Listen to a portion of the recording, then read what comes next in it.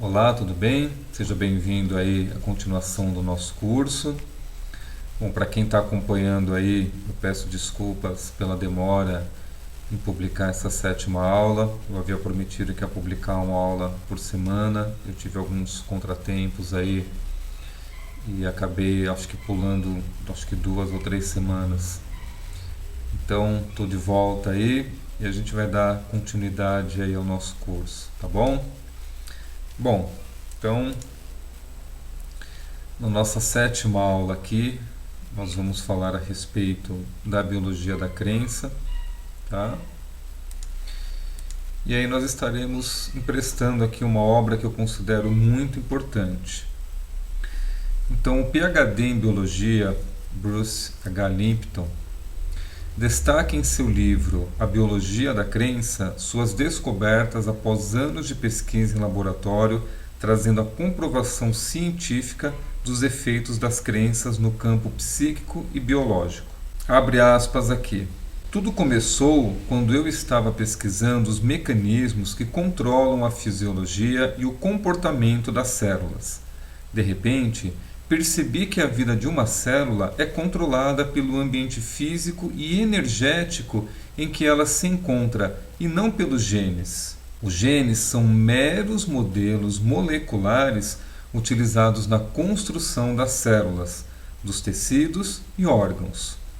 O ambiente funciona como uma espécie de empreiteiro que interpreta e monta as estruturas e é responsável pelas características da vida da célula. Mas é a consciência celular que controla os mecanismos da vida e não os genes. Como biólogo celular, eu sabia que minhas descobertas teriam um grande impacto sobre minha vida e a de todos os seres humanos. Cada um de nós é composto de aproximadamente 50 trilhões de células. Todo o trabalho de minha vida concentrou-se em entender melhor o seu funcionamento, pois sempre soube que o dia em que descobrisse exatamente como funciona uma célula, eu descobriria como funciona todo o nosso organismo. Também percebi que, se uma célula pode ser controlada pelo ambiente que a cerca, nós, os seres vivos, que temos trilhões delas, também podemos ser controlados. Assim como cada célula, o destino de nossa vida é determinado não por nossos genes, mas por nossas respostas aos sinais do meio ambiente que impulsionam e controlam todos os tipos de vida. Então, pessoal, olha a importância, tá, dessas descobertas do Lipton aí e o que ele traz já logo no início aqui desses slides. Então, quem tem aí a partir de 35 anos, é possível que lembre, né, de quando nós tivemos o projeto Genoma, quando os geneticistas se reuniram com a intenção de mapear todos os genes humanos. E qual que era de fato aí o propósito disso, né? Então eles acreditavam que ao mapear todos os genes humanos, eles iriam encontrar os genes responsáveis por enfermidades, por doenças, pelo alcoolismo, pela depressão, pela ansiedade, né, talvez pelo borderline, enfim. E depois de um tempo, não foi o que aconteceu. Então, nós temos cerca de 150 mil proteínas. E a proteína ela é feita ao molde de um gene. Então, o que eles acreditavam? Eles acreditavam que se nós temos cerca de 150 mil proteínas, nós teríamos também cerca de 150 mil genes. Mas o que foi encontrado foi em torno de 45 mil genes. Quer dizer, menos de 1/3 do que eles esperavam. E eles não encontraram nenhum gene que era responsável por nenhuma doença, por nenhuma patologia. Olha a importância de inspecionar, olha a diferença entre acreditar, eu acredito que o mecanismo funciona de um jeito, eu acredito que eu vou encontrar tal coisa, eu acredito que funciona dessa forma, mas eu ir lá inspecionar e pela vivência, pela experiência. Eu entro em contato com os fatos, com a realidade. Constatação. A verdade surgiu pela constatação. O que foi constatado? Isso. Que não existe isso. Então, até aquilo que os geneticistas acreditavam de a gente encontra os genes que são responsáveis aí por isso e a gente vai ver como eu posso eliminar. Pronto, o ser humano volta a ser saudável. Eu elimino a doença, eu elimino a patologia e aí a gente pode cada vez mais limpar, né, todo gene que tem aí para tornar um ser humano 100% saudável, um ser humano perfeito aí biologicamente. Isso não é possível, né? Tudo que se sabe hoje, todos os estudos, as informações com o que nós temos hoje, com a tecnologia que nós temos hoje, sabemos que isto não é possível, não é assim que funciona, não é assim que esse mecanismo funciona. Veja também o quanto é importante uma fala que o Limpton traz aqui, quando ele diz da influência que nós sofremos pelo ambiente externo. É o quanto nós somos moldados pelo ambiente externo. Por isso que nós temos aí um monte de fábrica de crenças. Por isso que existe muita manipulação, né, por parte de mídia, de governos, escola, sistema de educação, porque isso já é conhecido há bastante tempo e isso hoje é comprovado cientificamente, biologicamente. Por isso há de se ter sempre muito cuidado com as informações que eu coloco dentro de mim, com aquilo que eu estou pondo como verdade. Muitas vezes alguém diz para mim que a minha caixinha lá, que eu estou dentro de uma caixa, o que tem lá é tudo errado, e ela quer me colocar, dizer para mim, né, que ela vai me tirar da caixa, quando você vai ver, na verdade, ela está te colocando em outra caixinha. E a gente vê hoje uma geração inteira confusa, perdida também, presa em ideologias, em manipulações, dificuldade que as pessoas têm de compreender, separar, identificar, né, fato de narrativa. Há de se ter muito cuidado com essas fábricas de crenças. Então, voltando aqui à nossa apresentação. Minhas pesquisas mostraram que os conceitos mais profundos do determinismo genético estavam equivocados. Minha descoberta sobre a ciência da vida não apenas confirmou minhas pesquisas, como também colocou em xeque outras crenças que eu vinha incutindo na mente de meus alunos, que a medicina alopática é a única que merece consideração. Quando me conscientizei da importância da energia do ambiente ao nosso redor, compreendi de maneira mais profunda e abrangente as bases da ciência e da filosofia, da medicina complementar e também a sabedoria espiritual das crenças mais antigas, e passei a ver a alopatia com outros olhos. Aquele momento de descoberta também me abalou, porque contrariou todas as minhas crenças de que meu destino era ser uma pessoa feliz. Não há a menor dúvida de que nós, seres humanos, temos a capacidade de nos apegar a falsas crenças e a defendê-las com unhas e dentes, e os cientistas não estão imunes a isso. Nosso desenvolvido sistema nervoso, aliado a um potente cérebro, é uma prova de que nossa consciência é muito mais complexa do que o simples universo celular. Quando nossa mente se concentra em determinado assunto ou objeto, captamos e sentimos o ambiente de maneira muito mais abrangente do que as células, pois elas possuem consciência mais restrita e reflexiva do que a nossa. Pessoal, olha a importância do que ele está falando aqui. Quando nossa mente se concentra em determinado assunto ou objeto, captamos e sentimos o ambiente de maneira muito mais abrangente do que as células, pois elas possuem consciência mais restrita e reflexiva do que a nossa. Veja bem, por isso que quando eu me concentro, eu coloco a minha atenção num problema, aquilo vai se tornando real. Quando eu coloco a minha atenção num problema, que eu vou me sentindo cercado por aquilo, pressionado por aquilo, devorado por aquilo, inclusive eu imprimo internamente para minhas células uma situação profundamente perigosa, desconfortável, como se eu estivesse sendo realmente atacado por algo. Então, as minhas células, elas vão ter a percepção do que acontece aqui fora através do meu olhar, através da minha interação com o meio.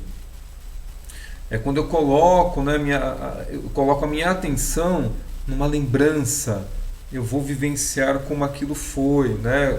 Porque a gente já viu aqui em outros vídeos, né? Essas imagens, elas estão contaminadas lá com emoções e sentimentos. Então aquilo volta a se tornar muito real.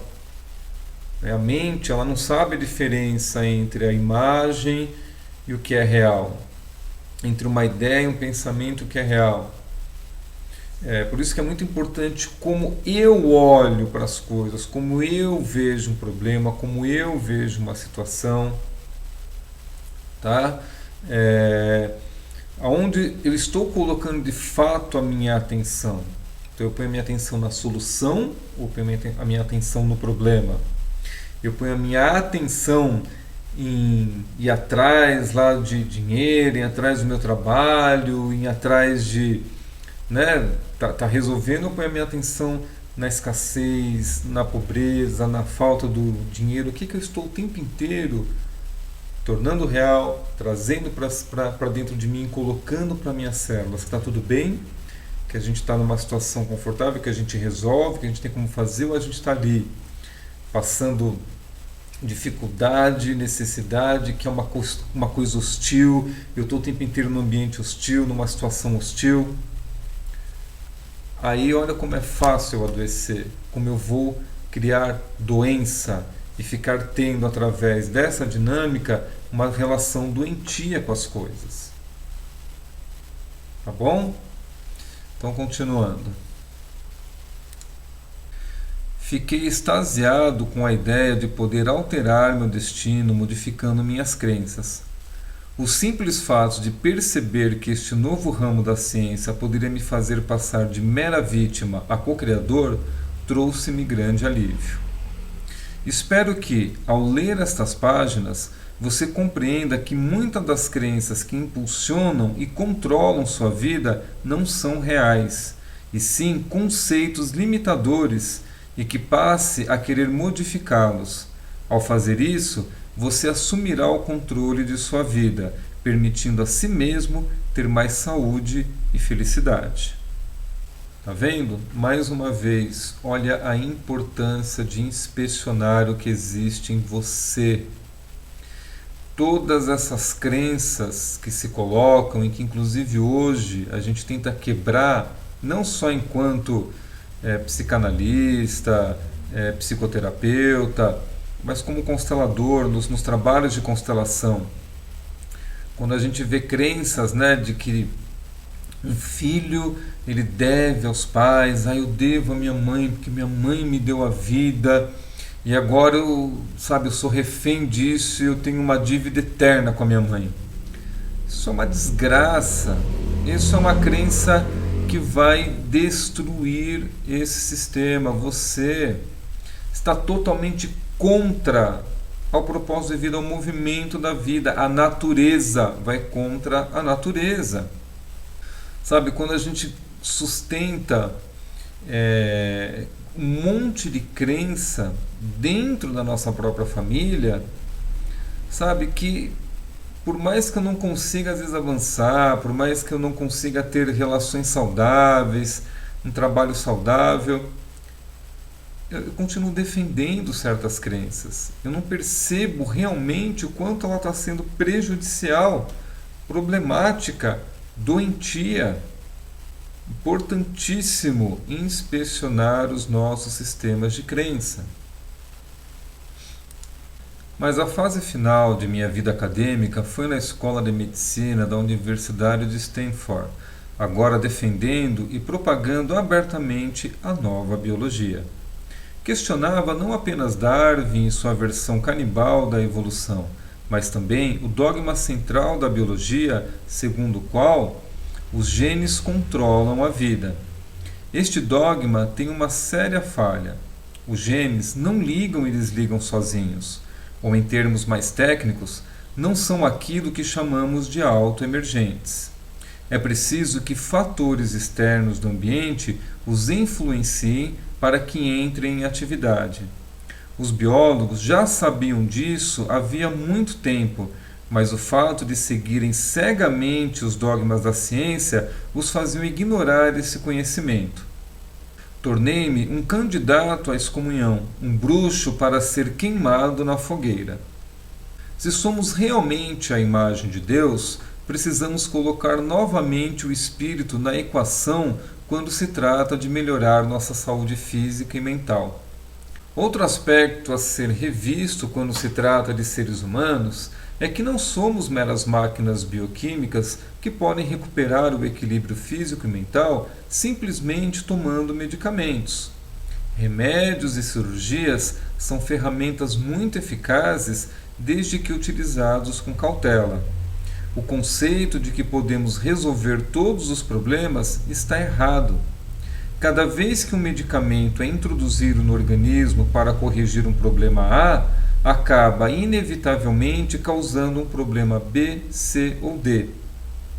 E também não são os hormônios e neurotransmissores controlados pelos genes que dirigem nossa mente, nosso corpo e nossa vida, mas sim nossas crenças. Sim, homens de pouca fé, são nossas crenças que comandam nossa existência. Se alguém acreditar que os genes controlam sua vida e que são programados desde o momento da concepção, tem uma boa desculpa para se considerar vítima da hereditariedade. Quando determinadas características de um gene se faz necessária, o ambiente gera um sinal que o ativa. O gene não se manifesta por si só, ou seja, quando se trata de controle genético, o que fala mais alto é o ambiente. O DNA não controla a biologia e o núcleo não é o cérebro das células.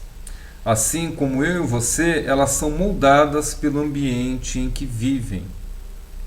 Nossas crenças têm o poder de atrair todo tipo de experiência e vivência. Se elas estarão alinhadas com nossas metas, objetivos e expectativas, é outra coisa.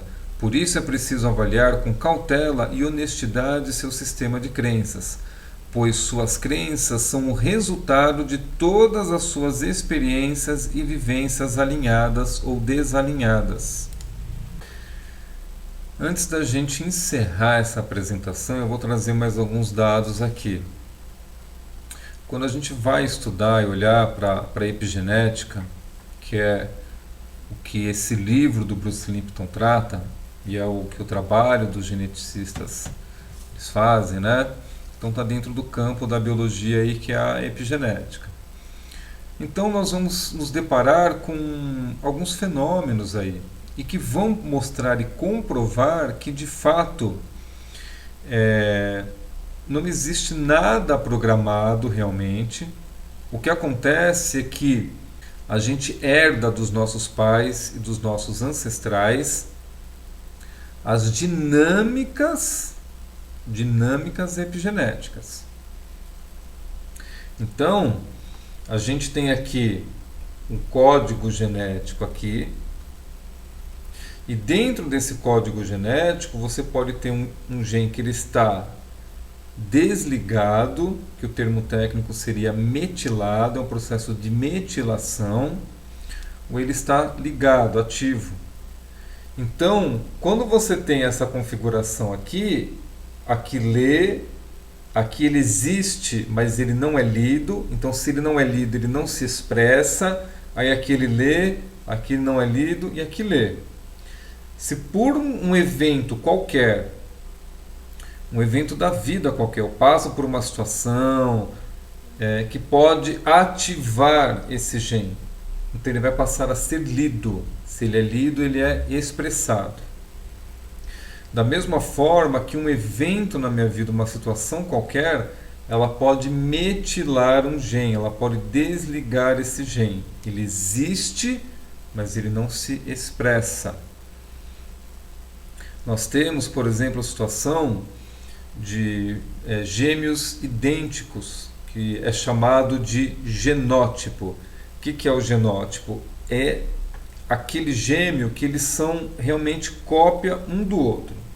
É a mesma cadeia de gene, eles são exatamente iguais.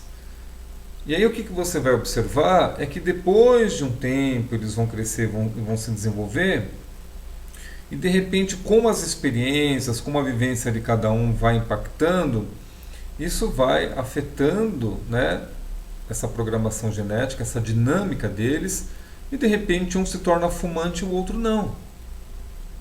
Entende? De repente um desenvolve alcoolismo, o outro não.